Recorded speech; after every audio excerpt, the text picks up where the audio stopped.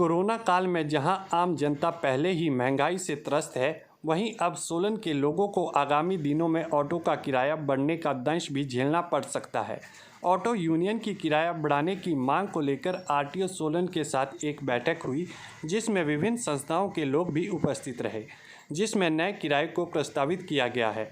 हालांकि उपायुक्त की मोहर अभी इसमें लगना बाकी है, लेकिन कहीं ना कहीं कोरोना काल में इस तरह से किराया बढ़ाया जाने से आम जनता परेशान होगी, जो कि प्रशासन को देखना होगा। बंद एसी कमरों में निर्धारित हुए इन किरायों का आम जनता पर क्या असर होगा, यह ना तो आरटीओ महोदय ने सोचा, ना ही वहां आए संस्था के पदाधिकारियों ने सोचा। वहीं आम जनता अब शहर के विभिन्न हिस्सों में सरकारी बस चलाने की मांग भी कर रही है। यदि उपायुक्त बढ़े हुए किरायों पर अपनी मोहर लगा देती है, बहरहाल कोरोना काल में वह समय से पहले किराया बढ़ाना कितना जायज़ है, यह जिला प्रशासन को भी सोचना चाहिए। गौरतलब है कि ऑटो सोलन शहर की लाइफलाइन है। अधिकतर इसमें आम जनता ही सफ़र करती है, जो कि किराया बढ़ाने से परेशान होगी। इस बारे जब आरटीओ सोलन नरेंद्र चौहान से बात की गई, तो उन्होंने बताया कि ऑटो यूनियन की मांगों पर चर्चा की गई है। वह करीब 10 से 15% अधिक किराया निर्धारित किया गया है, जो कि उपायुक्त के समक्ष पेश किया जाएगा। बाद में उपायुक्त ही किराया बढ़ाने पर अंतिम फैसला करेंगे। उन्होंने कहा कि रेट अभी बढ़े नहीं है, फाइनलाइज है, प्रस्तावित रेट है। ऑटो यूनियन ने हमारे को एक प्रपोजल दिया था, जिसमें इन्होंने 30 से 40% का इंक्रीज बहुत सारे रूट्स पे मांगा था।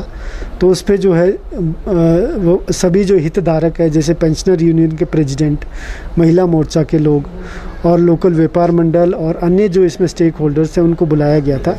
उनके साथ इस बारे विचार विमर्श किया गया, जिसमें ये 40% पे तो बहुत सारे लोग एग्री नहीं हुए, लेकिन मैक्सिमम रूट्स में हमने 15% और 20% के बीच हमने इंक्रीज किया गया है। तो ऐसा हमने प्रस्ताव दिया है। ये जो प्रपोजल है उपायुक्त महोदय को भेजा जाएगा। तो जैसे ही उस वहाँ पर विचार विमर्श होगा, फाइनल निर्णय होगा, तो उसके बाद ये रेट फाइनलाइज की जाएगी। वहीं ऑटो यूनियन के प्रधान धर्मपाल निर्धारित किराए से अधिक खुश नहीं दिखे। वो कहा कि पेट्रोल डीजल सहित सभी चीज़ों के दाम बढ़े हैं, उनके भी दाम अधिक बढ़ने चाहिए थे। उन्होंने कहा, मैं समझता नहीं हूँ जो हमारे को यहाँ बुलाया गया, क्यों बुलाया गया।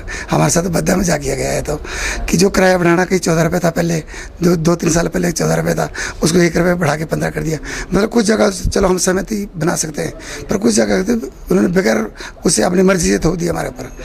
जबकि जो भी कमेटी में हम लोग सारे हमारे साथ आए थे, उनका कोई लेना देना था नहीं, गाड़ियों से कोई नहीं। अगर सरकार उन्हीं से बढ़ाना चाहती थी तो बसों को भी बढ़ा लेते या और चीज़ों को बढ़ा सकते हैं। ये बताओ 5 या 6% कोई किराया बढ़ाना होता। हमारे जो कारोबार में इतना फ़र्क पड़ गया। पहले कोरोना काल में हम बुरी तरह से त्रस्त है। पिछले बार भी हम 3-4 महीने खड़े रहे, 2-2.5 महीने आप खड़े रहे। और सरकार ने टैक्सों में कोई राहत दी नहीं, सिर्फ इतनी राहत दी कि 50-100 रुपये छोड़ दिया। मतलब बद्दा मजाक किया गया हमारे साथ हर जगह से। तो हम ये चाह रहे थे कि ऑटो के रेट जो है वो हमने रीजनेबल दिया था उनको, जो थोड़ा अपना प्रस्ताव दिया था, कोई इसमें ज़्यादा नहीं है। ज़्यादातर हमारा ये रहेगा कि किसी के ऊपर ज़्यादा बर्डन भी नहीं पड़े और ज़्यादा वो भी नहीं किसी के ऊपर भार पड़े, हमें भी अच्छा लगेगा इतना। क्या नई बसें चली और पुरानी कौन सी लगानी है आपने? जगह तो है नहीं, बस स्टैंड कहीं नहीं आपके पास बाजार में घुमाने की। चारों साइड से तो व्यापार मंडल ने घेरा हुआ, हर जगह मछली बाजार बना हुआ, सारे पार्किंग है पूरे बाजार में ही। आप चलाएंगे कहाँ गाड़ियाँ? ऑटो तो निकलता नहीं बड़े मुश्किल से वहाँ। बसों का हम क्यों विरोध करेंगे? वो चली सरकार ने चलाई। जो बस स्टैंड में क्या बस से चलेगी? तो हमारे को 300 को क्यों दे दिया पर बेड? फिर सरकार ने क्यों बदला मजा कर रहे हैं बेरोजगारों को साथ है साथ। निश्चित तौर पर यदि निर्धारित किराए को बढ़ाने पर मुहर लग जाती है, तो उससे आम आदमी पीछेगा। यह प्रशासन को सोचना चाहिए। वहीं पहले के किरायों पर अब सरकारी मुहर भी लग जाएगी, जो कि पहले ऑटो वाले मनमर्जी से लेते थे। वहीं सवारियां भी 3 की जगह 4 बिठाते हैं, जिस पर प्रशासन मूक दर्शक बना हुआ है। वह बिना किसी कार्रवाई के ऑटो चालकों की बात सुनी जा रही है। अब देखना होगा कि क्या उपायुक्त प्रस्तावित किरायों पर मुहर लगाती है या फिर नहीं।